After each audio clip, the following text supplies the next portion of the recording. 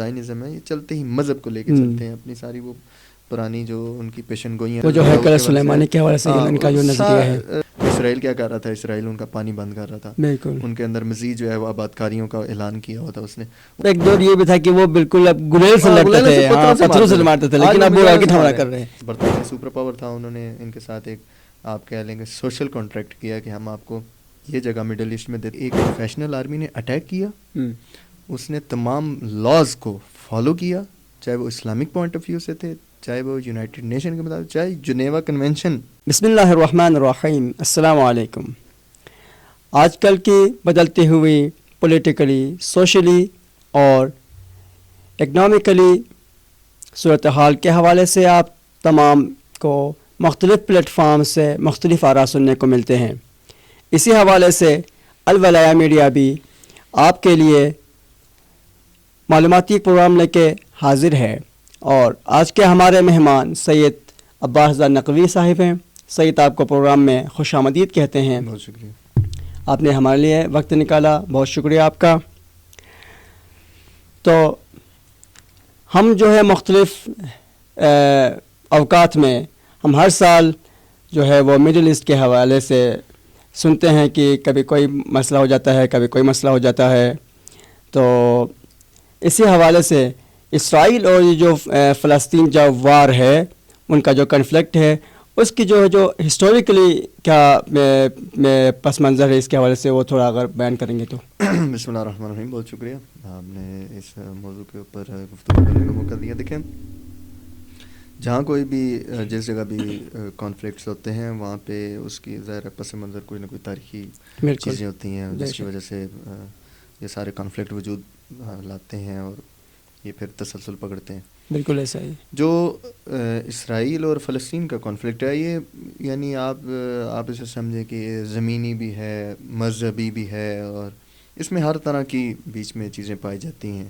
عرب اور غیر عرب بھی ہے، اس میں ہر طرح کی وہ چیزیں.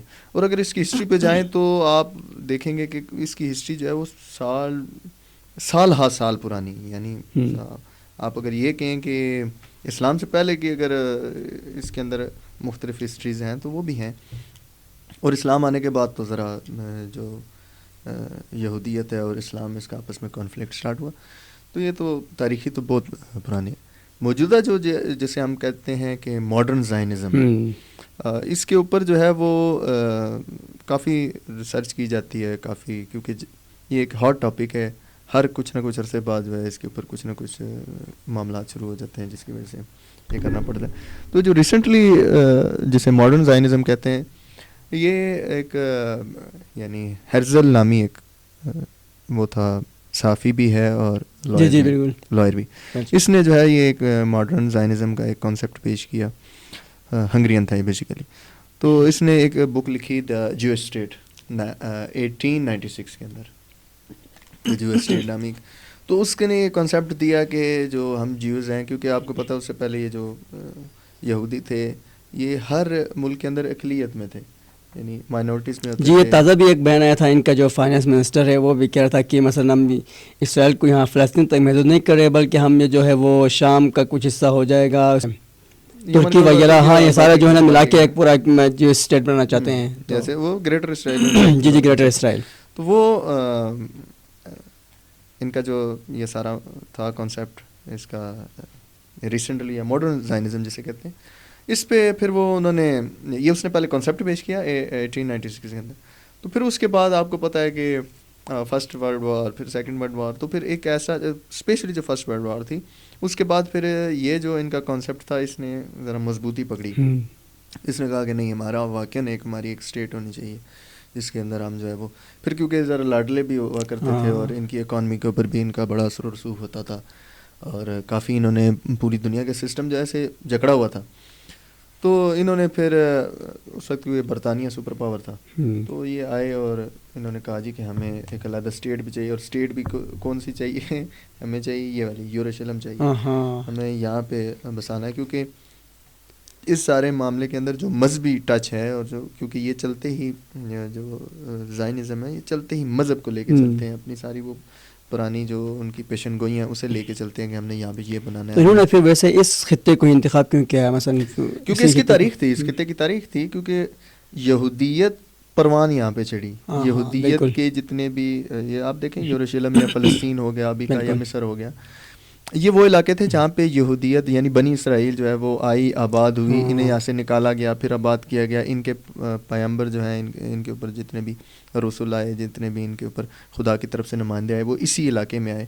اور وہ ساری چیزیں حضرت سلمان کے والے سے, وہ جو ہیکل سلیمانی کے حوالے سے ان کا جو نظریہ ہے, ساری جو ہیکل سلمانی اور اس طرح کی جو ان کے کانسیپٹس ہیں وہ سارے ادھر ہی ہیں, ادھر ہی پائے جاتے ہیں. تو پھر اس وجہ سے یہ ان کے لیے جو ہے ایک مذہبی وہ حیثیت رکھتی ہے جیسے ہمارے لیے مکہ مدینہ رکھتی ہیں. تو یہ تو ماڈرن زائنزم کے بعد پھر آپ کو پتہ ہے کہ ان کا جو یہ تحریک چلی کہ ہم نے ایک علیحدہ اسٹیٹ لینی ہے. پھر اسٹیٹ لینے کے چکر میں انہوں نے, برطانیہ سپر پاور تھا, انہوں نے ان کے ساتھ ایک آپ کہہ لیں گے سوشل کانٹریکٹ کیا کہ ہم آپ کو یہ جگہ مڈل ایسٹ میں دیتے ہیں جو آپ کی من پسند ہے, اس کے بدلے آپ نے اس ریجن کے اندر جو برطانوی انٹرسٹ ہے ان کو پروٹیکٹ کرنا. تو اس نتیجے میں پھر جو ان کا پہلا ڈیوڈ بن گورین تھا اس نے ایک اسٹیٹ اناؤنس کر دی اسرائیل نامی. پھر ان کے کانفلکٹ شروع ہو گئے, عرب کے ان کے ساتھ ہو گئے, 1948 میں ہوا, پھر 1967 میں ہوا. تو پھر اس کے بعد مقاومت کھڑی ہوئی, عز الدین قسام ہے, پھر PLO ہے, جہاد اسلامی ہے, حماس ہے, بہت لمبی تاریخ ہے. پھر 2005 تک یہ سلسلہ آتا ہے. پھر 2005 میں غزہ ویسٹ بینک ادھر, اور یہ آپس میں تقسیم ہو جاتے ہیں غزہ اور ویسٹ بینک. تو ادھر PLO اور ادھر حماس, اور اس کے بعد ایک اوپن ایئر پریزن جو غزہ بن جاتا ہے. تو ایک پوری ایک ہسٹری اس طرح اس کی چلتی. اس کے اوپر جو ہے صرف یہ جو history conflict between Israel and فلسطین, اس کے اوپر باقاعدہ جو ہے وہ تفصیلی گفتگو ہو سکتی ہے, اور بہت لمبے جو ہے وہ یہ اس کے لیے کافی ٹائم چاہیے ہوتا ہے. بالکل اس کے لیے کیونکہ بہت لمبی تاریخ ہے. بالکل یہ تو جتنی میں بتا سکتا تھا صحیح ہو گیا, یہ تو تھا بالکل. اور دوسرا مثلا دیکھتے ہیں کہ ایک تو ہے مثلا اسرائیل کا فلسطین کے ساتھ جو کنفلکٹ ہے, ٹھیک ہو گیا, یہ تو آپ نے بیان کر دیا. لیکن ابھی جو کنفلکٹ اسرائیل کا جو لبنان کے ساتھ ہے, ٹھیک ہے, ان دونوں میں جو ہے وہ کیا فرق ہے, یعنی کیا اس پہ اثرات جو ہے نا مڈل ایسٹ پہ کیا پڑیں گے, اس کے حوالے سے میں بتاؤں. لیکن اس حوالے سے پہلے ہم نے جو ہے وہ غزہ کے اوپر کافی گفتگو بھی کی تھی. غزہ کا جو 7 اکتوبر جو 2023 کو شروع ہونے والا معاملہ ہے, اس کے بعد آپ دیکھتے ہیں پہلے تو 1 مہینہ یا کچھ دن کم 27 یا 28 دن تھے بنتے تھے. 4 نومبر کو سید حسن نصر اللہ نے تقریر کی پہلی. تو 7 اکتوبر کو شروع جو ہوا کانفلکٹ, اس کے بعد سید حسن کی تقریر تک پوری دنیا اور اسپیشلی اسرائیل اور جتنا بھی مڈل ایسٹ ہے یہ سکتے میں تھا, یہ خاموش تھے کہ یہ سید صرف تقریر کیوں نہیں کر رہے, سید خاموش کیوں ہیں. تو سید نے جب تقریر کی تو اس کے بعد انہوں نے کہا جی کہ ہم تو پہلے دن سے جو ہے, یعنی جس دن طوفان الاقصیٰ جو آپریشن سٹارٹ ہوا, تو ہم تو اس دن سے اس جنگ میں شامل ہیں. کیونکہ دیکھیں جہاں بھی ریزسٹنس پائی جاتی ہے, جتنے بھی ریزسٹنس کے جتنے بھی یہ آپ سمجھ لیں کہ پھول ہیں, حزب اللہ ہوگی, حماس ہوگی, انصار اللہ ہوگی, حشد الشعبی ہوگی, جتنے بھی پائے جاتے ہیں, یہ سارے کے سارے اپنے جو آپریشنل ان کی ذمہ داری ہیں اس کے حوالے سے انڈیپینڈنٹ ہوتے ہیں. بالفرض حماس نے جو طوفان الاقصیٰ کا اعلان کیا اور انہوں نے جو طوفان الاقصیٰ کیا, اس کے اوپر بعض ماہرین بھی اور بعض جو ہے وہ انفارمیشن دینے والے بھی, انہوں نے بھی کہا, یعنی خفیہ ذرائع جنہیں کہتے ہیں, انہوں نے بھی کہا کہ طوفان الاقصیٰ کے بارے میں جو باقی مقامات جتنا بھی گروپ ہے انہیں نہیں پتا تھا کہ یعنی کسی کے سپرویژن پہ نہیں تھا, یعنی خود انڈیپینڈنٹ انہوں نے فیصلہ کیا کہ ہم نے, کیونکہ آپ دیکھیں گے طوفان الاقصیٰ سے پہلے اگر آپ تھوڑا سا پیچھے چلے جائیں, 3-4 ماہ پہلے چلے جائیں, تو اسرائیل کیا کر رہا تھا, اسرائیل ان کا پانی بند کر رہا تھا, ان کے اندر مزید جو ہے وہ آباد کاریوں کا اعلان کیا ہوا تھا اس نے, ان کی جو ٹیریٹری ہے, ان کا جو علاقہ ہے اسے ڈسپیوٹ کرنے کی کوشش کر رہا تھا, قبضے میں لینے کی کوشش کر رہا تھا. تو آہستہ آہستہ وہ مزید آگے جا رہا تھا, ان پہ پانی بند کر رہا تھا, بجلی بند کر رہا تھا, مزید سختیاں کر رہا تھا. تو اس کی ریٹیلیشن تو ظاہر ہے 1948 سے جو وہ ظلم کر رہا ہے اس کی تھی, لیکن جو ریسنٹلی ہو رہی تھیں, جو مزید سختیاں ہو رہی تھیں, اس کے نتیجے میں انہوں نے طوفان الاقصیٰ آپریشن لانچ کیا. اور سید حسن نے اپنی فرسٹ اسپیچ میں کیا کہا کہ ہم نے تو پہلے دن سے اس کے اندر موجود ہے. آپ یہ دیکھیں جو آپ نے سوال کیا کہ لبنان اور اس کا یہ جو غزہ کے ساتھ کنفلکٹ ہے اس میں فرق ہے اسرائیل کا، یعنی اسرائیل اور غزہ اور اسرائیل اور لبنان. دیکھیں غزہ 2005 سے ایک اوپن ایئر پریزن، یعنی ایک جیل ہے جو جہاں پہ پانی نہیں جا سکتا اندر اسرائیل کی مرضی کے بغیر، ایک چھوٹا سا کیک نہیں جا سکتا اسرائیل کی مرضی غزہ کی پابندی. دو طرف اس کے جو زمینی بارڈر لگتا ہے وہ اسرائیل کی طرف، ایک طرف ایجپٹ ہے رفح، اور اس کے بعد جو ہے وہ سمندر لگتا ہے، سمندر اور دونوں طرف وہ ہے اسرائیل ہے. اور ایجپٹ میں بھی جو رفح ہے اس کے آگے یونائٹڈ نیشن کی بھی فورسز کھڑی ہیں اور خود اسرائیل کی بھی فورسز کھڑی ہیں. تو فلسطین کی طرف یا غزہ کے اندر تو وہ ایک پانی کا چھوٹا سا گلاس بالکل محاصرہ ہے، یعنی ایک ایسا علاقہ جو ایک پٹی ہے جہاں پہ پانی کا ایک گلاس نہیں جا سکتا. ایک سال کے اندر، ایک سال ہونے کو ہو گیا، بلکہ ایک سال ہو گیا ہے، اسرائیل ان کے خلاف جنگ نہیں جیت سکا، اناؤنس نہیں کر سکا کہ ہم نے حماس کو کریش کر دیا ہے، ہم نے انہیں جو ہے کولیپس کر دیا ہے، ہم نے جو ہے محمد الدیف کو مار دیا ہے، ہم نے جو ہے یحییٰ سنوار کو مار دیا. حالانکہ یحییٰ سنوار بھی غزہ کے اندر ہے اور محمد الدیف بھی غزہ کے اندر پایا جاتا ہے. تو ایک سال کے اندر وہ اس علاقے میں یہ اناؤنس نہیں کر سکے. حالانکہ طوفان الاقصیٰ کی جو اینیورسری ہوئی ہے، جو سال پورا ہوا ہے، تو حماس نے تل ابیب کی طرف راکٹ لانچ کیے. دیکھو یہ وہ دور تھا جب ایک دور یہ بھی تھا کہ وہ بالکل اب گلیل سے لڑتے تھے، پتھروں سے مارتے تھے، لیکن اب وہ راکٹ حملہ کر رہے ہیں، میزائلوں سے مارے ہیں. تو ایک ایسا علاقہ کہ جو مکمل قبضے میں ہے، جو جہاں پہ چڑیا ان کی اجازت کے بغیر پر نہیں مار سکتی تھی، جہاں پہ پانی کا گلاس اندر نہیں جا سکتا تھا ان کی اجازت کے بغیر، امریکہ اور اسرائیل کی اجازت کے بغیر، وہاں پہ اگر آپ ایک سال پورا جنگ نہیں جیت سکے، جنگ جیت کہہ سکے، آپ کا قبرستان بنا ہوا ہے. تو لبنان تو ایک انڈیپینڈنٹ اسٹیٹ ہے، وہاں پہ اس کے بارڈرز بہت سارے ممالک کے ساتھ ملتے ہیں، وہاں پہ سمندر ملتا ہے. اور اس کے علاوہ لبنان کے اندر جو حزب اللہ ہے، حماس تو جو ہے وہ ایک ملیٹنٹ تنظیم ہے، ان کا ایک پولیٹیکل بھی سسٹم موجود ہے، لیکن حزب اللہ جو ہے ان کا لبنان کے اندر، یعنی پوری ایک جو اسٹیٹ ہے، ایک ریاست ہے، اس کے اندر پولیٹیکلی، ایک اکانومی کے پوائنٹ آف ویو سے، ملٹری پوائنٹ آف ویو سے، ہر حوالے سے وہ اتنی اسٹرانگ ہے کہ ریسنٹلی جو خبریں آ رہی ہیں، جیسے کل رات کو بھی آئی اور پرسوں میں حیفا میں جو انہوں نے بہت زبردست حملہ کیا اور اسے، تو وہ اگر آپ سارے دیکھیں تو آپ کی جو ہے وہ آنکھیں کھل جائیں گی کہ یہ ایک ملیٹنٹ تنظیم یہ اٹیک کر رہی ہے، ایک باقاعدہ پروفیشنل آرمی کر رہی ہے. یعنی اسرائیل نے بھی یہ ایکسپیکٹ نہیں کیا تھا کہ اتنا سخت قسم کا اور اتنا پروفیشنل قسم کا اٹیک حزب اللہ کی جانب سے ہوگا اس وقت کے جس وقت حزب اللہ کی ٹاپ لیڈرشپ کے سید حسن شہید ہو چکے ہیں. سید ہاشم کے بارے میں خبریں آ رہی ہیں کہ جو ہے وہ زخمی ہیں یا شہید ہیں یا مسنگ ہیں یا کوئی، یعنی ٹاپ ٹیئر کوئی خبر نہیں آ رہی فی الحال. اور ان کی جو ٹاپ ٹیئر تھی جو سید حسن کے نیچے ان کی انڈر سپرویژن جو دو بڑے گروپس تھے، رضوان اور وہ سارے، اور ان کے پولیٹیکل، یعنی آپ ان کا دیکھیں سارا اسٹرکچر انہوں نے کہا کہ ہم نے مار دیے. اس اسٹرکچر کے کولیپس اور وہ کرنے کے بعد بھی آپ دیکھیں کہ حزب اللہ کتنے طاقت سے جو ہے وہ جواب دیتی ہے، اور حیفا اور ان علاقوں میں آ کے اپنے جو ہے ڈرون کے، یعنی قلب پہ اٹیک ہو رہا ہے. دیکھیں حیفا جو ہے، اسرائیل جو ہے، اس کے لیے دو سٹی بہت امپورٹنٹ ہے، تل ابیب اور حیفا. تل ابیب اس کا کیپٹل ہے، جو اسٹیٹ کے جو، یعنی آپ سمجھیں سسٹم یا اسٹیٹ کا جو جتنا بھی رن کرنا ہے، ہم نے کیسے رن کرنا ہے، جو اسٹیٹ انسٹیٹیوشنز ہوتے ہیں وہ وہاں سے. حیفا ان کا ایک قسم کا آپ یہ سمجھے کہ جیسے روحانی اور وہ ان کا شہر ہے. بالکل ہاں. تو حیفا ان کے لیے زیادہ امپورٹنس رکھتا ہے بنسبت تل ابیب کے. حالانکہ اگر ان کے جو مذہبی اس کے یعنی وہ یروشلم یا جسے آپ کہتے ہیں جہاں پہ وہ ہے مسجد اقصی موجود ہے، وہ ان کے لیے امپورٹنٹ ہے. لیکن ابھی جو موجودہ جو ان کا انفراسٹرکچر بنا ہوا ہے اس کے اندر حیفا جو ہے وہ ان کے لیے ایک مذہبی اور روحانی تعلق رکھتا ہے. تو وہاں پہ مارنا آپ یہ سمجھیں کہ ان کے جو ہے ہارڈ لائن پہ مارنا اور ان کو جو ہے کریش کرنے کے برابر ہے. تو حزب اللہ جو ہے وہ اس کا کمپیئر حماس کے ساتھ تو نہیں کیا جا سکتا. اور حزب اللہ کیونکہ اس کی ایک ہسٹری بھی ہے، انہوں نے اپنا علاقہ خالی کرایا، انہوں نے لبنان کا بہت بڑا علاقہ اسرائیلی آرمی سے خالی کرایا جب، حالانکہ 1967 کے اندر اسرائیل جو ہے وہ اپنا ٹیکا جما چکا تھا. وہ جو 33 روزہ جنگ تھی، نہیں 1967 میں جب عرب اسرائیل ٹھیک وار ٹھیک تھی، بالکل تو اس وقت انہوں نے ٹیک اپ بنا چکا تھا کہ ہمارے پاس ملٹری وہ ہے.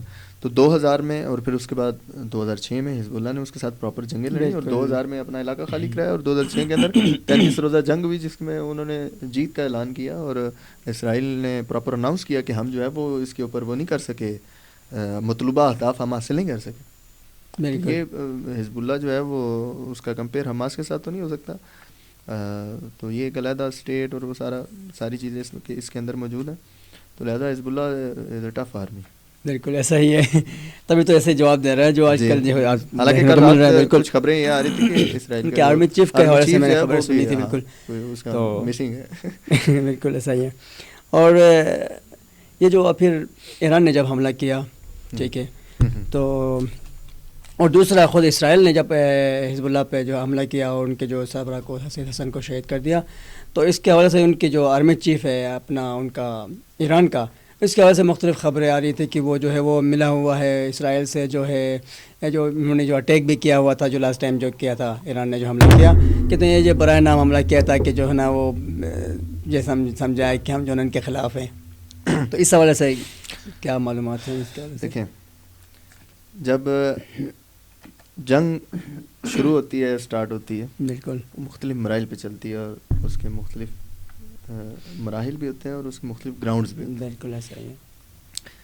جب چلتی ہے جنگ، ایک ہوتی ہے بیٹل فیلڈ کہ آپ جو ہے وہ گن جا کے لڑتے ہیں، وہ ٹینک ہوتے ہیں اور اس کے اندر جہاز ہوتے ہیں اور سب چیزیں ہوتی ہیں. ایک تو وہ ہوتا ہے. دوسرا ہوتی ہے ایک میڈیا وار جسے آپ کہتے ہیں. بالکل. پھر اس کے بعد نفسیاتی، ذہنی، ہر قسم کی یعنی جنگ کی مختلف اقسام ہیں. تو آپ دیکھیں کہ انہوں نے یعنی جو اسماعیل قانی کے بارے میں، جو کہ آپ پہلے ہم اس پہ چلتے ہیں. بالکل یہ صحیح. اسماعیل قانی صاحب جو ہیں وہ آپ دیکھیں کہ کس سیٹ پہ آئے، جو سیٹ تھی حاج قاسم سلیمانی. بالکل ایسا ہی ہے. قاسم سلیمانی کون تھے؟ وہ قاسم سلیمانی جس نے $8 ٹریلین امریکہ کا، اسرائیل کا، برطانیہ کا اور تمام پاورز کا مڈل ایسٹ کے اندر، مشرق وسطیٰ کے اندر تباہ و برباد انویسٹ کر دیا تھا، تباہ و برباد کر. بالکل ایسا ہی ہے.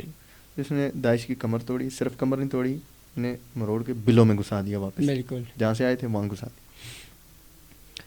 اس مڈل ایسٹ کو جس کے ٹکڑے کرنے تھے، اتنا بڑا گریٹر منصوبہ تھا، اس کو بچایا. اس کی سیٹ پہ کون آئے تھے؟ قانی صاحب. ٹھیک ہے، اسماعیل قانی. اب اسماعیل قانی صاحب جو ہے وہ آپ کو پتہ ہے کہ قاسم سلیمانی صاحب کے شہید ہونے کے بعد جب قانی صاحب آئے تو اس کے بعد یمن آپ دیکھیں، آپ عراق دیکھیں، آپ شام دیکھیں، آپ لبنان دیکھیں، اور انہی کے ہی آپ سمجھیں کہ دور کے اندر، کیونکہ یہ سپاہی پاسداران انقلاب اسلامی کے ہیڈ ہے. تو یہ جو ہے یہ انٹرنل اور ایکسٹرنل دونوں کام کرتی ہے. یعنی انٹرنل بھی اس نے کام کرنا ہے اور ایکسٹرنل بھی جو مقاومتی تحریکیں ہیں جو انقلاب سے وابستہ ہیں انہوں نے مدد کرنے کو کرنی. تو طوفان الاقصی بھی انہی کے یعنی ٹائم میں شروع ہوا. بالکل. آپ دیکھیں کہ جب قاسم سلیمانی شہید ہوئے تو حماس نے بھی اور جہاد اسلامی جو دو بڑی تنظیمیں ہیں فلسطین کی، آزادی فلسطین کی دو بڑی ملیٹنٹ تنظیمیں، وہ کیا کہتی ہیں؟ وہ کہتی ہیں جی کہ قاسم سلیمانی جو ہے وہ ہمارے درمیان موجود ہوتا تھا جب ہمارے اوپر کوئی اٹیک ہوتے تھے یا اس طرح. انہوں نے کہا بہت دفعہ ایسے ہوا کہ وہ غزہ میں، پھر انہوں نے کہا بہت دفعہ ایسے ہوا ہے کہ قاسم سلیمانی ہمیں اسلحہ پہنچانے کے لیے، اس طرح کی چیزیں پہنچانے کے لیے وہ پتہ نہیں کتنے ممالک کے دورے کرتا تھا، وہ پتہ نہیں کتنے دن کتنے مہینوں وہ مصروف رہتا تھا، اور وہ پتہ نہیں کس طرح لا کے ہمیں چیزیں پرووائڈ کرتا تھا اور ہم اسرائیل کو جواب دیتے تھے. بالکل. وہ کام آج کل کون کر رہا ہے؟ اسماعیل قانی. اب جب اسماعیل قانی کے صاحب کے بارے میں سید حسن کی شہادت کے بعد ایک بیروت میں ایک اٹیک ہوا، ظاہراً زائیہ کا علاقہ تھا، تو وہاں پہ اٹیک ہوا. تو اٹیک کے اوپر جو ہے وہ پہلے خبریں آئیں جی کہ یہاں پہ سید ہاشم کو ہم نے ٹارگٹ کیا اور شہید کر دیا. پھر میڈیا میں خبر چلائی گئی کہ یہاں بھی جی اسماعیل قانی بھی موجود تھے. پھر خبر چلائی گئی جی کہ اسماعیل قانی کو ہم نے یہاں پہ شہید کر دیا، مار دیا. پھر اس کے بعد خبر چلائی گئی کہ نہیں وہ زخمی ہے. بالکل ایسا ہے. ٹھیک. پھر کہا گیا کہ جی وہ بہت زیادہ زخمی ہے اور وہ ہاسپٹل میں کہیں ایڈمٹ ہے. دشمن اس وقت یہ چاہ رہا تھا اور یہ چاہ رہا ہے کہ اسماعیل قانی کی ہمیں لوکیشن پتہ چلے ہے کہاں پہ. ہاں یہ بالکل ایک یعنی ہے کہاں پہ عجیب اسٹریٹجی چلا رہا ہے خود. یعنی دیکھیں جو وار ہوتی ہے نا، جب جنگ حالت ہوتی ہے تو وہاں پہ مختلف چیزیں آتی ہیں اور مختلف مراحل آتے ہیں. اس وقت یہ مرحلہ آ گیا کہ وہ اسماعیل قانی کو ڈھونڈ رہے ہیں، وہ ہے کہاں پہ. یہ لیکن تکنی کا ناچ نچایا ہوا اس نے، بالکل اس نے تمام تحریکوں کو وہ سپورٹ کر رہا ہے، وہ انہیں چیزیں پہنچا رہا ہے، وہ ساری لوجسٹک دے رہا ہے. تو سب کچھ دیکھیں، جب ایک ایسا آدمی جو آپ سمجھیں کہ کی ہے اس سب چیز کی چابی ہے، اب وہ ہی نہیں مل رہا ہو، اس کی لوکیشن ٹریس نہ ہو پا رہی ہو، تو پھر جو ہے نا دشمن فرسٹریشن میں آتا ہے. پھر وہ اس طرح کی چیزیں دیتا ہے کہ جی سپاہی پاسداران انقلاب اسلامی کا سربراہ جو ہے وہ موساد کا ایجنٹ نکلا ہے. یہ دیکھیں بالکل انلوجیکلی کوئی چیز ہے. وہ جب اکثر کبڈی کا میچ اگر پنڈوں میں ہو رہا ہو گاؤں دیہاتوں میں، تو کوئی بڑا پہلوان سامنے آ جائے تو اکثر چھوٹے پہلوان یا اگر کسی سے ہار جائیں تو یہی کہتے ہیں کہ جی یہ ہاتھوں پہ تیل لگا کے آیا تھا تو اس نے یہ حال کیا. تو اس میں دشمن کی میڈیا اور یہ ساری یہ اسٹیج میں. اور دوسرا جو لوگ بھی بہت زیادہ مثلا ایسی نیوز پہ فوراً اعتبار کر کے مثلا سوشل میڈیا پہ پھیلا دیتے ہیں.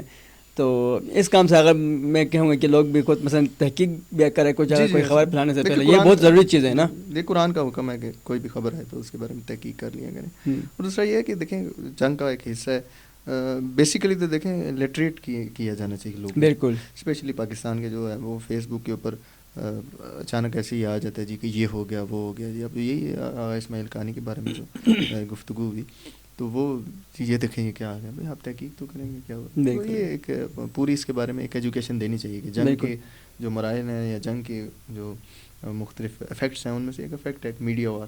اسپیشلی ہمارے جو جوان ہوتے ہیں ان کو ان چیزوں کی طرف ڈی موٹیویٹ کریں، بالکل یہ کرتے ہیں. تو اس پہ ویسے کام ہونا چاہیے پاکستان میں.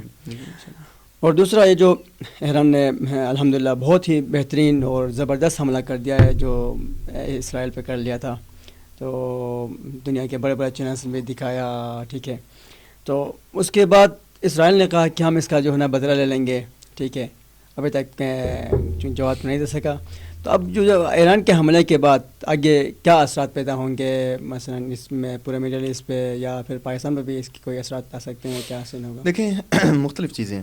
ایک تو دیکھیں جب طوفان الاقصی سٹارٹ ہوا تو ایک یہ کہا جاتا تھا کہ جی اسرائیل جو ہے وہ ایک ناقابل تسخیر ہے، اس نے آئرن ڈوم بنا لی ہے، وہ اس نے مارکاوا ٹینک بنا لیا ہے، وہ تو بلا بن گئی ہے. بالکل، یعنی کوئی طاقت اس کو یعنی ہلا ہی نہیں سکتی یعنی دنیا کی. وہ جو بلا جی وہ تو اسرائیل کے بارے میں گفتگو نہیں. وہ آپ کو طوفان الاقصی نے یہ ایک جو یعنی جھوٹ ایک بنایا گیا تھا یا ایک آپ یہ کہہ لیں کہ فالس فلیگ یا اس طرح جو آپ کچھ بھی کہہ لیں، یعنی ایک جھوٹ تھا وہ اسرائیل کے بارے میں انہوں نے پہلے وہ توڑا.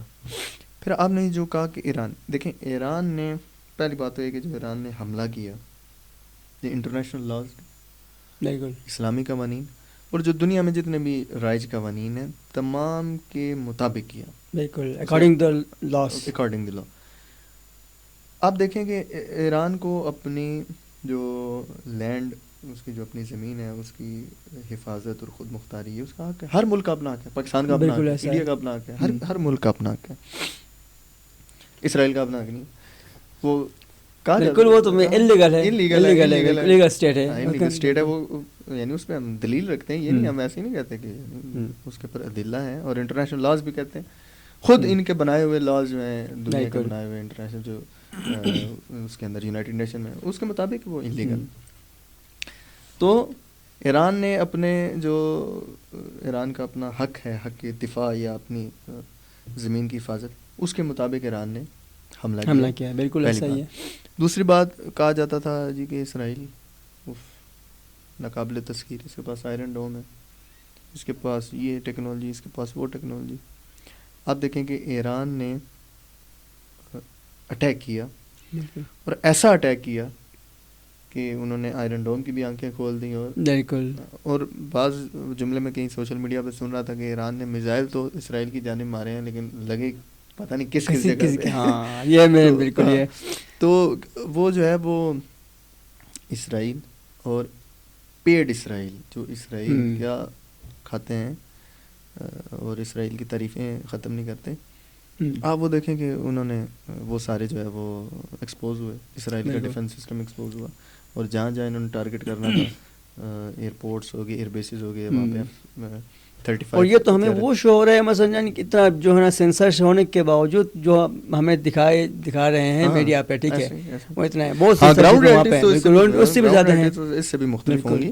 تو پھر اس کے بعد آپ دیکھیں گے موساد کا ہیڈ کوارٹر جو ایک آپ کہہ لیں کہ ایک آبادی کے اندر موجود تھا، بالکل تو اس کے اندر اسے ٹارگٹ کرنا اور ایک اتنا بڑا ظاہر ہے ان کا ایئر ڈیفنس سسٹم یا ان کا ڈیفنس سسٹم جو ہے وہ ایک اچھا ڈیفنس سسٹم ہے، اور اس ڈیفنس سسٹم کو مات دے کے انٹرسیپٹ سے بچنا اور سب کچھ بچا کے آپ جا کے موساد کے ہیڈ کوارٹر پہ میزائل لگے. تو اس کے اندر بہت ساری چیزیں ہوئی ہیں. اسرائیل بھی سامنے آیا، ایکسپوز ہوا ہے، اور ایران نے بھی اپنی جو اس کی ملٹری کی طاقت ہے اس نے بھی وہ شو کی ہے کہ ہمارے پاس میزائل ٹیکنالوجی بھی ہے، ایسی میزائل ٹیکنالوجی بھی ہے جو آئرن ڈوم اور ان تمام، کیونکہ 3 لیئرز پہ مشتمل ہے اس کا اسرائیل کا ڈیفنس سسٹم، تو ان تینوں لیئرز کو جو ہے وہ کراس کر کے اپنے ہدف کو بھی پہنچتا ہے، بالکل، اور انہیں وہاں پہ ٹارگٹ بھی کرتا ہے اور بڑے اچھے طریقے سے ٹارگٹ کرتا ہے. تو اس کی وہی تو میں پوچھنا چاہ رہا تھا کہ اس کے اثرات ابھی آگے کیا ہوں گے، مثلا آیا جو اسرائیل اٹیک کرتا ہے تو جو ہے نا ایران کے ساتھ کون سے ملک آ سکتے ہیں، یا پھر ویسے اسرائیل کو تو سارا یورپ وغیرہ جو ہے نا ان کا سپورٹ میں ہے، لیکن ایران کے ساتھ کون کھڑا ہو سکتا ہے؟ یہ دیکھیں اثرات تو اس کا ایک تو اثر یہ ہے کہ اسرائیل کی ہیبٹ ٹوٹی ہے، وہ جو کہا جاتا تھا کہ جی یہ ناقابل تسخیر ہے، اس پہ حملہ نہیں ہو سکتا، اور یہ واؤنڈڈ بیئر ہے ایک قسم کا، جی کچھ کر سکتا ہے، تو یہ تو ایکسپوز ہوا ہے اس سے. اور دوسری بات یہ ہے کہ اگر اس کا کوئی جیسے آپ نے کہا کہ یہ بڑھتی آگے، تو دیکھیں ایران کے ساتھ تمام ایک بلاک ہے پورا مقاومت کا، ریزسٹنس کا، اس کے ساتھ ساتھ چائنا اور رشیا بھی ایران کے ساتھ ہیں. بے شک ایسے تو آپ نے ریزسٹنس کی جو ساری ہے وہ تو یعنی ہر لحاظ سے جسے آپ کہتے ہیں کہ ملٹری پوائنٹ آف ویو سے بھی اور فزیکلی بھی ان کی جو ہے وہ اس کے اندر پارٹیسپیشن ہوگی اگر ایسا ہوتا ہے تو. لیکن چائنا اور رشیا کے بارے میں کہ یہ کہ وہ فزیکلی ان کی جو ہے موجودگی، اس کے بارے میں اتنا واضح نہیں کہا جا سکتا، اور نہ ہی وہ اپنی پریزنس لائیں گے اس کے اندر فزیکلی، لیکن وہ باقی ملٹری جو ہے الائنس ان کا ایران کے ساتھ ہی ہے، وہ اسے سپورٹ کریں گے، وہ اسے اکوپمنٹ دیں گے، ہر چیز دیں گے. تو باقی جو یورپ اور وہ سارا وہ آپ دیکھیں کہ وہ ڈرا ہوا ہے، اس وقت خوف زدہ ہے. کیوں؟ کیونکہ دیکھیں ایران کے پاس اسٹریٹجک لوکیشن ایسی ہے، ایران کے پاس سے دنیا کی 20% آئل اور گیس ان تمام ریزرو کی ٹریڈ ہوتی ہے. بالکل ایسا ہی ہے. ایران نے وہ اگر بلاک کر دے تو یورپ گھٹنے پہ آ جائے گا، انفلوئنس مہنگائی اس حد تک چلی جائے گی، اور یہ ساری چیزیں اس حد تک چلی جائیں گی.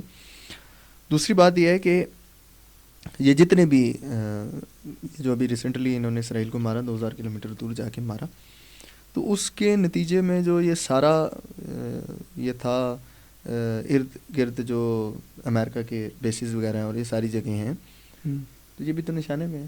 بالکل ایسا ہی ہے. اگر اسرائیل کے ساتھ جاتا ہے تو بالکل دیکھیں اسرائیل تو امریکہ کو بغیر ایک دن نہیں گزار سکتا. بالکل ایسا ہی ہے. تو اگر اسرائیل اس جنگ کو مزید چھیڑتا ہے اور اس کے ساتھ ڈیفینیٹلی امریکہ آئے گا، تو اگر امریکہ آئے گا تو خطے کے اندر یہ جو جیسے سید حسن نے بھی کہا تھا کہ خطے کے اندر یہ جو امریکہ کی بیسز ہیں، یہ امریکہ کی طاقت نہیں، یہ امریکہ کی کمزوری ہیں. بالکل ہم جب چاہیں جس وقت مرضی چاہیں انہیں نشانہ بنا سکتے ہیں اور ان کا تباہ کر سکتے ہیں. تو لہٰذا یہ جو ساری ایک سچویشن بننے جا رہی ہے، اس کا ٹوٹلی جو ہے فائدہ ریزسٹنس اور مقاومت کا، اور اس کا نقصان 110% اسرائیل کا. اسرائیل مزید ایکسپوز ہوتا جا رہا ہے. بالکل ایسا ہی ہے. ناقابل تسخیر بھی آپ دیکھیں کل حزب اللہ نے جو ایفا میں مارے ہیں مزید ایکسپوز ہو رہے ہیں. خبریں آ رہی ہیں کہ ان کا آرمی چیف جو ہے وہ، تو اگر یہ کنفرم ہو جاتی ہے کہ ان کا آرمی چیف مارا گیا، تو ایک بڑی پوسٹ کا افسر ایک ملیٹنٹ تنظیم مار سکتی ہے. تو اگر وہ پراپر ایک آرمی کے آمنے سامنے آئیں گے تو آرمی کیا کر سکتی ہے. بالکل ایسا ہی ہے. تو یہ کافی سمجھ. دوسرا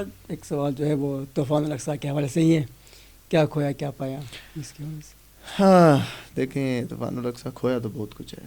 سید حسن نصر اللہ کھویا، بالکل اسماعیل ہنیہ کھویا،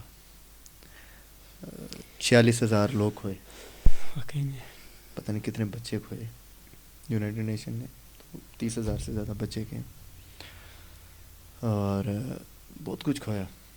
اور اسپیشلی آپ کہہ لیں کہ سید حسن نصر اللہ جیسی شخصیت کھوئی طوفان الاقصی میں. غزہ کے مظلوموں نے اپنے گھر کھوئے اور یونائٹڈ نیشن کی رپورٹ کے مطابق 15 سال صرف اس کا ملبہ اٹھانے میں لگیں گے غزہ میں جو بمباری کی گئی. اور غزہ کی فضا کو اتنا پلیوٹ کر دیا گیا, آلودہ کر دیا گیا کہ اگلے 10 سال تو اسے صرف یعنی صاف ہونے میں لگیں گے. تو کھویا تو بہت کچھ ہے. غزہ نے بھی, غزہ کے لوگوں نے بھی, ریزسٹنس نے بھی, اور ریزسٹنس نے تو بہت کچھ کھویا. آپ سمجھیں کہ سید الریزسٹنس, ہیڈ آف دا ریزسٹنس سید حسن نصر اللہ جیسی انہوں نے شخصیت کھوئی ہے. تو کھویا تو بہت کچھ ہے. بچے کھوئے ہیں, کہیں ماؤں نے اپنے جوان کھوئے ہیں, کہیں بزرگ انٹلیکچوئلز اور جوان جو بیٹل فیلڈ میں شہید ہوئے ہیں. لبنان کے لوگوں نے بہت کچھ کھویا ہے, اپنے جوان کھوئے ہیں. حزب اللہ نے شہادتیں دی ہیں, اور شام کے لوگوں نے دی ہے, عراق کے لوگوں نے دی ہے, ہر جگہ سے بالکل. یمن میں بمباری ہوئے, وہاں پہ شہید ہوئے ہیں. تو کھویا تو بہت کچھ ہے. پایا کیا ہے؟ پایا یہ ہے, پھر وہی بات پیٹ آ جاتی ہے کہ غزہ کے مظلوم بچوں نے اپنے خون سے, اپنے صبر سے, اپنی استقامت سے, اپنی ریزسٹنس سے اس طوفان الاقصی نے ایک وہ فضا جو بنی ہوئی تھی نارملائزیشن کی. آپ دیکھیں اس طوفان الاقصی سے آپ 2-3 ماہ پہلے چلے جائیں, نارملائزیشن کی فضا بنی ہوئی تھی. 4 ارب ممالک نے تسلیم کر لیا تھا اسرائیل کو. فضا بنی ہوئی تھی جی کہ اب سعودی عرب تسلیم کرنے جا رہا ہے, اب جی پاکستان پہ پریشر بڑھایا جا رہا ہے, اب فلاں کیا جا رہا ہے, فلاں کیا جا رہا ہے, فلاں کیا جا رہا ہے. تو اس سارے آپ سیناریو میں تک کہ دیکھیں کہ جیسے ہی طوفان الاقصی سٹارٹ ہوتا ہے یہ سارا جو ہے وہ جتنا بھی تھا ایک ہوا نارملائزیشن اور اسرائیل کے ساتھ آپ تعلقات ٹھیک کریں, یہ سارا ٹھپ ہو جاتا ہے. پھر اسرائیل جتنی ظلم اور بربریت کرتا ہے ان مظلوموں پہ, ان بچوں پہ, ان ماؤں پہ, بہنوں پہ, ان بزرگوں پہ, اس کے نتیجے میں مزید ایکسپوز ہوتا جا رہا ہوتا ہے. اور آپ آج اس سٹیج پہ آپ آ کے دیکھیں گے کون سا اسلامی ملک ہے, بے شک ان کے جو حکمران ہیں وہ پس پردہ تو اسرائیل کے ساتھ نارمل ہی ہیں, بالکل ہے, لیکن اس صورتحال میں 40,000 لوگ مارنے کے بعد اور یہ ساری اس سیناریو کے بعد آپ مجھے بتائیں کون سا ایک اسلامی ملک ہے جو اسرائیل کو تسلیم کرنے کے لیے تیار ہے؟ جو بھی اگر اسرائیل کی نارملائزیشن یا اسے تسلیم کرنے کی اسرائیل کی الف بھی لے گا نا منہ سے, اس ملک کی عوام اس کے اگینسٹ کھڑی ہے. بالکل ایسا ہی ہے, اور وہاں پہ ایک عرب سپرنگ جیسی صورتحال بن جائے گی. اور اس کے آپ دیکھیں جیسے محمد بن سلمان کا جو بیان ہے, جیسے دنیا کے بڑے بڑے اخبار دی نیو یارک ٹائمز اور واشنگٹن پوسٹ نے بھی دیا ہے اور کہا ہے کہ جی محمد بن سلمان نے کہا کہ میری جان کو خطرہ ہے اسرائیل کے وہ سٹانس کے حوالے سے, جو اسرائیل کے اوپر میرا نیریٹو ہے یا جو میرا پوائنٹ آف ویو ہے اس حوالے سے مجھے بڑی فکر ہے اور میری جان کو بڑا خطرہ ہے. کیوں؟ کیونکہ وہ تسلیم کرنا چاہتا ہے, وہ تسلیم کرنا چاہتا ہے اور اس کی عوام خلاف ہے. اور اس وقت دیکھیں مسلم امہ یا عرب ان سب کو آپ ذرا پیچھے رکھیں, آپ یہ دیکھیں کہ اس وقت یورپ کے اندر اور امریکہ کے اندر, بالکل آپ آسٹریلیا کے اندر اور ان تمام ممالک کے اندر آپ دیکھیں کہ لوگ کس طرح اسرائیل کے اگینسٹ, یہ ہیومینٹی آپ مسلمانوں کو تھوڑا سا آپ سائڈ پہ رکھیں, صرف ہیومینٹیرین بیسس کے اوپر اسرائیل کے اگینسٹ کتنے لوگ ہیں؟ بالکل ہزاروں کی تعداد میں جو ہے وہ پروٹیسٹ ہوتے ہیں. وہ یونیورسٹیز میں حال کے لوگ بچوں کو نکالے گئے, یونیورسٹی پروٹیسٹرز دیکھ لیں آپ, اور باقی جتنے بھی وہ سارا صورتحال ہو رہی ہے. تو وہ سارا یہ جو چل رہا ہے, تو اسرائیل طوفان الاقصی کا کیا ہوا, اسرائیل ایکسپوز ہوا. بالکل یہ پتہ چلا کہ مسلم ممالک کے اندر جو مسلم ممالک کی آبادی ہے یا لوگ ہیں یہ فلسطینیوں کے ساتھ ہیں, بے شک ان کے حکمران پس پردہ اسرائیل کے ساتھ ہوں. یورپ اور ویسٹ جتنا یہ سارا ہے یہ سارا ان کے ساتھ ہے, فلسطینیوں کے ساتھ. اور یونائٹڈ نیشن کے مطابق کہ یعنی یہ فلسطین فلسطینیوں کا ہے. یعنی دیکھیں ہمارا بھی سٹانس یہ ہے, ہمارا بھی نیریٹو یہ ہے کہ فلسطین جو ہے وہ فلسطینیوں کا ہے, رادر دین کہ وہاں پہ یعنی مسلمان تھے, جیوش تھے, کرسچن تھے, جو بھی تھے, فلسطین فلسطینیوں کا ہے, جو فلسطینی الاصل ہے. ان کا حکومت ان کا حق ہے, یہاں پہ رہنا ان کا حق ہے. وہ حکومت بنائیں, وہ اپنی اسٹیٹ بنائیں, اسٹیٹ انسٹیٹیوشنز بنائیں, اس کے بعد کوئی جیوز ہو, کوئی مسلمان ہو, کوئی کرسچن ہو, کوئی بدھ وہ آ کے مت رہ ہو, سکتا ہے, وہ لیگلی ان سے اجازت لے آئے, وہ اگر اسے رہنے کی جیسے ہر اجازت ملک میں ہوتا ہے کہ جیسے ہر مثلا ملک یعنی میں ہم ہے. مثلا کہیں پہ جا رہا ہو, جہاں کوئی امریکہ جا رہا ہوتا ہے, کوئی ایسے پاکستان ہے. جا رہا ہوتا ہے. تو یہ اسٹانس اور یہ نیریٹو, یہ طوفان الاقصیٰ سے یہ پتہ چلا کہ سب ہے. دوسرا, طوفان الاقصیٰ نے اس قوم کو, اسرائیل ایز اے نیشن ننگا کیا. اسرائیل کے اندر ایک علاقہ ہے نیگیو ڈیزرٹ اسے کہتے ہیں, وہاں پہ ایک جیل تھا. تو اس جیل کے اندر ایک فلسطینی تھا, اس کے ساتھ چند اسرائیلی فوجیوں نے ریپ کیا. تو وہ اس کی فوٹیج جو ہے وہ اسرائیلی ایک نجی ٹی وی چینل پہ چلی, تو بڑا شور مچا. تو انہیں جو ہے وہ ایک ڈرامہ انہوں نے کریٹ کیا, جی ہم اکاؤنٹیبل کریں گے, اور جس نے کیا یہ وہ. تو آپ دیکھیں کہ اس جیل کے باہر اگلے دن ہزاروں اسرائیلی سویلینز اور ریٹائرڈ اور حاضر جو ہے وہ ملٹری کے لوگ آ کے باہر کھڑے ہو جاتے ہیں, اور کھڑے ہو کے یہ نہیں کہتے کہ جی ریپ ہوا ہے تو ہم پروٹیسٹ کرتے ہیں, وہ کہتے ہیں جی ہمیں بھی اجازت دی جائے کہ ہم بھی ریپ کرنا چاہتے ہیں ان فلسطینی قیدیوں کے ساتھ. یعنی اس طوفان الاقصیٰ نے اس قوم کو as a nation, Israeli as a nation, ان جو صہیونی ہے, جو زائنزم کے فالوورز ہیں, ان کو ایکسپوز کیا ہے کہ یہ کون سی سویلائزیشن ہے, کون سے مہذب معاشرے میں, کس سوسائٹی کے اندر یہ ہوتا ہے کہ جی ایک جیل کے اندر ایک پرزنر ہے, اس کے ساتھ ریپ ہوتا ہے, اور آ کے جو ہے باہر اس ملک کی عوام کھڑی ہو جاتی ہے کہ جی ہمیں بھی اجازت دی جائے, یہ تو ہمارا جو ہے وہ بیسک رائٹ ہے کہ ہم بھی ان کے ساتھ ریپ کریں. تو یہ طوفان الاقصیٰ نے ہر لحاظ سے, ہر قسم سے سب کو ایکسپوز کر دیا ہے. اچھا, پھر آخری بات جو ہے میں آخری کنکلوڈ کرنا چاہوں گا کہ یہ جو سارا جو سینیریو ہو رہا ہے, جو حالات ہو رہے ہیں مڈل ایسٹ میں, اس کے حوالے سے پاکستان کا کیا کردار ہے اور کیا کردار ہونا چاہیے؟ دیکھیں, پاکستان جو ہے وہ ایک بہت بڑی مسلم آبادی کا ملک ہے, اور اتنی بڑی مسلم آبادی, ایک پاورفل آرمی اور نیوکلیئر پاور رکھنے والا ایک ملک, اسٹریٹجک بہترین لوکیشن, بالکل زبردست لوکیشن پہ, اس کا بہت بڑا اور بہت امپورٹنٹ رول ہونا چاہیے. بدقسمتی سے ہمارے ملک کے اندر جو ہمارے پولیٹیکل اکانومی کے پوائنٹ آف ویو سے اور سوشلی ہر لحاظ سے, ایون ابھی تو آپ جوڈیشل ہمارا جو کو آ گیا, اور جوڈیشل ہر لحاظ سے ہم تباہ ہو چکے ہیں. بالکل ایسا ہی ہے, سیاسی طور پہ ہم تباہ ہو چکے ہیں.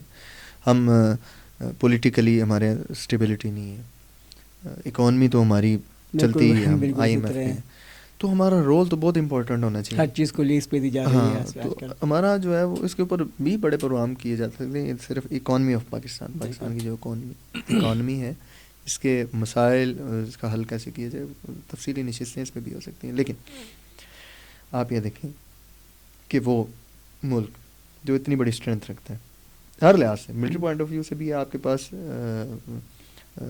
ایٹم بم بھی ہے, آپ کے پاس جمعیت بھی ہے, یعنی آپ کے پاس عوام بھی ہے, اور 60% یوتھ ہے, آپ ہر لحاظ سے امپورٹنٹ ہے, آپ کی اسٹریٹجک لوکیشن ہے. اگر خدا نخواستہ یہ جنگ پھیلتی ہے تو اس کے اثرات پاکستان پہ بھی ہیں. ہمارا اس کے اندر لیڈنگ رول ہونا چاہیے تھا اسرائیل اور فلسطین کے مسئلے پہ. ہمارا اس لیے لیڈنگ رول ہونا چاہیے تھا کہ اتنا امپورٹنٹ ملک, اتنی امپورٹنس اس کی, لیکن بدقسمتی سے ہمارے حالات کی وجہ سے ہم اپنی امپورٹنس کھو چکے ہیں, ارریلیونٹ ہو چکے ہیں. بالکل ہمیں کوئی پوچھنے والا نہیں ہے کہ یہ بھی ہے کوئی. تو جیسے پنڈ میں کوئی دو بڑے لڑ رہے ہو تو بیچ میں کوئی چھڑانے آئے تو اسے دھکا دے کے تو کون, ہم تو تمہیں جانتے بھی نہیں. لیکن یہ ریسنٹلی جو کانفرنس آل پارٹیز کانفرنس, اس میں بہت ہی ایک اسٹیپ اٹھایا گیا تھا, اور وہاں پہ کسی نے اپنے جو ہے نا وہ آرا پیش کیے تھے ہمارے پولیٹیکل جو لیڈرز تھے. جی جی, تو یہ ایک بہت اہم پیغام گیا تھا پورے ورلڈ کو. دیکھیں میں اسی طرف آ رہا تھا کہ دیکھیں پاکستان اب وہ اس یعنی اس سٹیج پہ تو نہیں ہے کہ ہمارے, کیونکہ انٹرنل حالات ایسے ہیں. تو پاکستان کو کیا کرنا چاہیے؟ دیکھیں ہم یہ تو نہیں کہتے کہ پاکستان جو ہے اپنے میزائل جو ہے غوری اور حطف لانچ کر دے. بالکل ایسا لانچ کر کے کول خادم رضوی صاحب کے گوری آیا جی, وہ نہ کریں ایکسٹریمزم میں. آپ سفارتی اپنا مشن بنائیں. بالکل ایسا ہے. فارن منسٹر جو ہے وہ اپنے انڈر جو ہے وہ ایک مشن بنائے, ایک سفارتی مشن ہو. وہ سفارتی مشن دنیا کے ہر ملک میں جائے, وہاں پہ یونائٹڈ نیشن کے اندر جائے, دنیا کے جو سپر پاورز ہیں ادھر جائے, اور اس جنگ کو رکوانے کے لیے اپنا رول ادا کریں. پھر اس کے بعد کیونکہ ہمارے بھی ریلیشنز کسی حد تک جو ہے وہ مسلم ممالک کے ساتھ بہت اچھے ہیں, ویسٹ کے ساتھ بھی ہیں, امریکہ کے ساتھ بھی ہیں. ہمیں پریشرائز کرنا چاہیے. دیکھیں بچے مر رہے ہیں. ہاں بالکل ایسا ہی ہے. اور ایک مسلم آبادی کا ایک علاقہ جس کے اندر مختلف قسم کی آبادی پائی جاتی ہے مسلمانوں کی, وہ ماری جا رہی ہے. آپ مسلمان نہ بھی ہوں, ہیومینٹیرین بیسس پہ, انسانی بنیادوں پہ جنگ بند کرانے کے لیے پاکستان کو رول ادا کرنا چاہیے. دوسرا, یہ Pakistani as a government, Pakistani nation as a nation دنیا کو بتانا چاہیے ہم فلسطین کے ساتھ ہیں. پروٹیسٹ کرنے چاہیے, کانفرنسز کرنی چاہیے, حکومت پہ اور ان سب پہ دباؤ رکھنا چاہیے کہ بھئی پاکستان کو ہم کسی بھی اس کے یہ جو کانفلکٹ ہے اس کے اگینسٹ ہم استعمال نہیں ہونے دیں گے. ہم پاکستان کی لینڈ جو ہے, پاکستان کی زمین جو ہے, اس کے اندر کسی کو اڈا پرووائڈ نہیں کرنے دیں گے. ہم اس پوری جنگ کے اندر یہاں سے کسی بھی طرف گولی جانے نہیں دیں گے. تو پاکستانی عوام کا بھی اس کے اندر جو ہے وہ ایک رول ہونا چاہیے, اور پاکستانی گورنمنٹ کا بھی رول ہونا چاہیے, اور دونوں آپس میں کنیکٹڈ ہونے چاہیے. اور اس جو غزہ کی یہ تمام جو صورتحال ہے اس کے اوپر ان کو اس طرح جنگ بندی کے لیے اور باقی جتنے بھی اس سے افیکٹ ہو رہے ہیں اکانومی کے حوالے سے, سب کے حوالے سے انیشیٹو لینا چاہیے پاکستان کو, اور بڑے بھائی کا جیسے رول ہوتا ہے وہ پلے کرنا چاہیے, اور جنگ کو جلد از جلد ختم کرنا چاہیے. اچھا سعید, یہ جو ایران نے جو حملہ کیا اسرائیل پہ, تو اس کے حوالے سے تھوڑا سا روشنی ڈالا کہ سوشل میڈیا پہ کچھ باتیں بھی چل رہی تھی, تو اس حوالے سے. دیکھیں یہ آپ نے انتہائی امپورٹنٹ سوال کیا. جب ایران نے حملہ کیا اسرائیل کے اوپر تو کافی جو ہے نا وہ سوشل میڈیا کے اندر, اسپیشلی پاکستان کے اندر, تو آپ کو پتہ ہے ہمارے ملک کے اندر ماشاء اللہ تجزیہ نگار تو بہت زیادہ پائے جاتے ہیں فری کے اندر. تو وہی ہے کہ پاکستان کے اندر جو سوشل میڈیا میں نے دیکھی تو مجھے کافی ہنسی آئی. کوئی کہ جی پٹاخے مارے ہیں, کوئی کیا بات کہ, کوئی کیا بات کہ, تو اس طرح کی کافی باتیں چل رہی تھیں. دیکھیں آپ جب کمپیریزن کرتے ہیں دونوں کنٹریز کے اندر, تو اسرائیل جو ہے آپ نے اس کی آرمی دیکھ لی, اسرائیل کا چہرہ بھی دیکھ لیا. اسرائیل کی وہ آرمی کہ جو آرمی قتل عام کرتی ہے, نہ بچوں کا خیال کرتی ہے, نہ بزرگوں کا خیال کرتی ہے, نہ خواتین کا خیال کرتی ہے, نہ انفراسٹرکچر کا خیال کرتی ہے, نہ وہ یہ خیال کرتی ہے کہ ادھر اس پائپ لائن سے پانی جا رہا ہے, وہ ادھر بلاسٹ کرتے ہیں کہ ان کا پانی بند کرو. وہی جو یزید کی اسکول آف تھاٹ تھی وہ آج اسکول آف تھاٹ فالو کی جا رہی ہے اسرائیل کے اندر.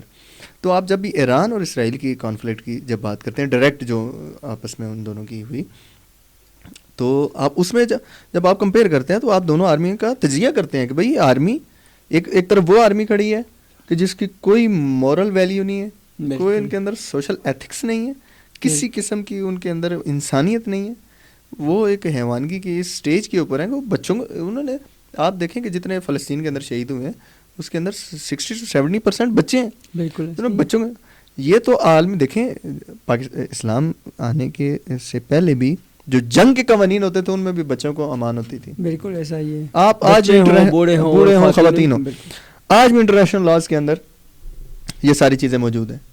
تو ایک طرف وہ آرمی ہے, دوسری طرف ایران کی آرمی ہے. ایران کی آرمی ایک اسلامی آرمی ہے جو انڈر دی سپرویژن آف ایک اسلامک لیڈر ہے, ٹھیک ہے, آیت اللہ خامنئی, ایک مجتہد, ایک عالم دین جو کہ اسلام کو یا دین کو ریپرزینٹ کرتے ہیں, ان کے انڈر وہ کام کرتی ہے.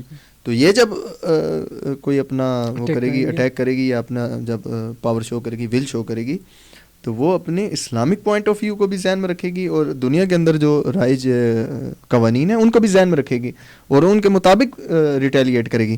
آپ دیکھیں کہ جب 27 فروری کا پاکستان میں جب واقعہ ہوا, اس سے پہلے 1-2 دن پہلے جب انڈین جہاز آئے اور راولا کوٹ کے اندر تھوڑی سی چھوٹا سا ہوا واقعہ, تو وہ راولا کوٹ میں آئے اور وہاں سے انہیں بھاگنا پڑا واپس, اور اپنا پے لوڈ ایک انہوں نے گرایا اور ہمارے 11 درخت جو ہے وہ شہید کر دیے انہوں نے. تو اس سارے چکر میں انڈیا کیا چاہتا تھا کہ وہ پاکستان کے اندر کوئی ایسی بلڈنگ جہاں کے اندر جس میں کوئی چند جوان لڑکے کوئی مدرسہ ٹائپ ہو, ہم وہاں پہ اٹیک کریں اور پورے انڈیا کو بتا سکیں, پورے دنیا کو بتا سکیں کہ ہم نے یہاں پہ دہشت گرد مارے پلوامہ کے اندر جو انوالوز ہیں. اس کی ریٹیلیشن جو اس کا جواب دیا پاکستان آرمی نے کیا دیا, D G I S P R نے جب پریس کانفرنس کی تو اس نے کہا جی کہ ہم نے ان کے ملٹری جو انسٹالیشنز تھیں, ان کے جو ملٹری ایسٹ تھے, ہم نے ان کو ٹارگیٹ کیا اور اس کے اوپر انہیں لاک کیا. تو یہ ایک جنگی ٹرم ہوتی ہے, جب لاک کرتے ہیں تو اگلوں کو پتہ چل جاتا ہے کہ یہ جگہ لاک ہوگی یا یہاں پہ اب میزائل گرے گا یا کچھ آ کے اٹیک ہوگا. تو انہوں نے لاک کیا, لاک کر کے بتایا کہ ہم یہاں پہ آپ کو مار سکتے ہیں.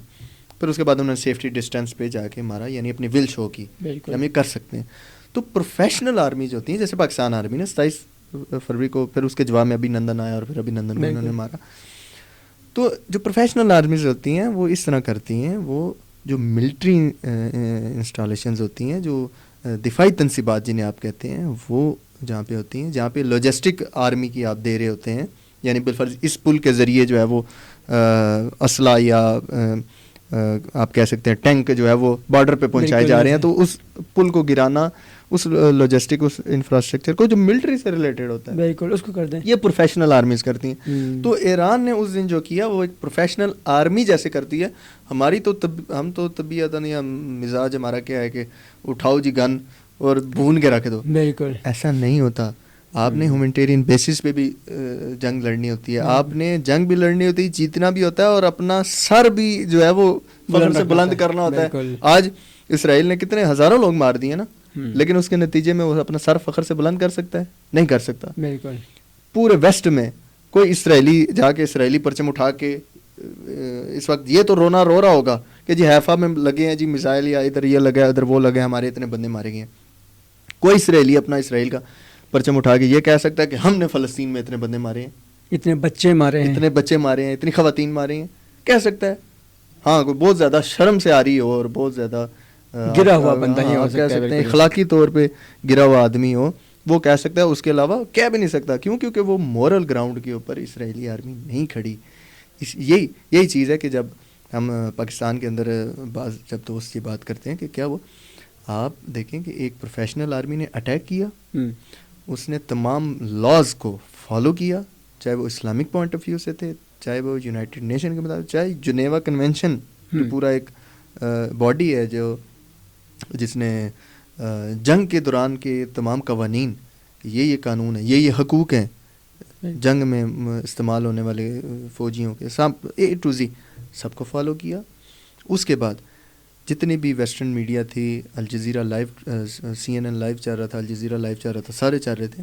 سی این این لائیو کوریج میں اس کا صحافی کہتا ہے کہ یہ دیکھیں جی موساد کے ہیڈ کوارٹر پہ لگ رہے ہیں. موساد کا ہیڈ کوارٹر یعنی دنیا کی سب سے بڑی انٹیلیجنس ایجنسی کے ہیڈ کوارٹر کے اوپر, اور وہ بھی انہوں نے ہیڈ کوارٹر ایک آبادی کے اندر بنایا, جیسے میں نے پہلے کہا آبادی کے اندر بنایا تھا, اور آبادی کے اندر اس ہیڈ کوارٹر کے اوپر ڈائریکٹ جا کے مارنا. اپنی ول بھی شو کی اور یہ بھی شو کیا کہ ہم تمام مورل اور جو ایتھکس ہیں اس کو بھی فالو کرتے ہیں. ہم کبھی بھی آبادی کے اوپر حملہ نہیں کرتے, ہم جو انسٹالیشنز ہوتی ہیں ان پہ کرتے ہیں. اور انہوں نے پھر اس کے بعد نیتم ایئرپورٹ پہ جب حملہ کیا, اس میں F-35 دنیا کا مہنگا ترین جنگی جہاز ہے F-35, اسے تباہ کیا, ان کی لاجسٹک کو تباہ کیا, اور یہ کہا اور یہ بتایا.